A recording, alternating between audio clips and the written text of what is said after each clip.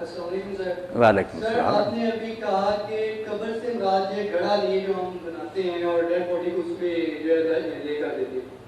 لیکن نبی پاک صلی اللہ علیہ وسلم کا فرمان ہے کہ اگر آپ اس قبر پہ کوئی ٹہنی رکھ دیتے ہو اور اس قبر والے کو عذاب ہو رہا ہے تو اس ٹہنی کی وجہ سے اگر وہ بالکل ہری ہے تو اس عذاب جو ہے وہ کم ہو جاتا ہے. تو اس کے بارے میں سر آپ کیا کہیں گے کہ قبر سے مراد واقعی یہ گڑھا نہیں ہے, کوئی اور کوئی چیز ہے جس کا ہمیں بالکل پتہ نہیں ہے؟ نہیں بیٹا, آپ نے جو بات کہی نا وہ میری بات کے خلاف نہیں. ہمارے لیے تو نشانی یہی ہے نا کہ اگر ہم چاہتے ہیں دعا کرنا یا زیارت کرنا, ہمارے سامنے تو اس کا یہی نشان ہے, ہم وہاں ہی جائیں گے. مگر یہ نہیں اس میں آتا کہ یہیں عذاب ہو رہا ہے, یہیں تکلیف ہو رہی ہے, اس میں نہیں بات آتی. وہ آپ نے جو دیکھا کہ دو قبروں والے ہیں ان کو عذاب ہو رہا, کہاں ہو رہا یہ اللہ جانتا ہے اس کا رسول. مگر آپ نے پھر کھجور کی ٹہنی منگوائی, دو حصے کی, ایک ادھر رکھ دی ایک ادھر.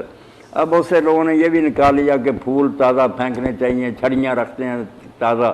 یہ غلط بات ہے, یہ کوئی اثر نہیں ان سے ہوتا.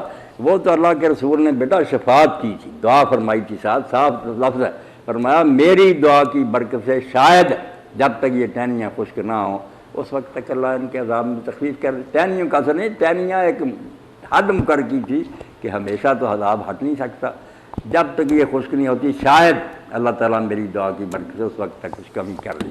ورنہ ہم کیا اور ہماری ٹہنیاں کیا, وہ تو اللہ کے رسول علیہ السلام کی دعا تھی. اس میں یہ نہیں آتا کہ یہاں ہو رہا ہے, جو دفن ہوئے تھے وہاں ان کو ہو رہا, کہاں ہو رہا اللہ جانتا.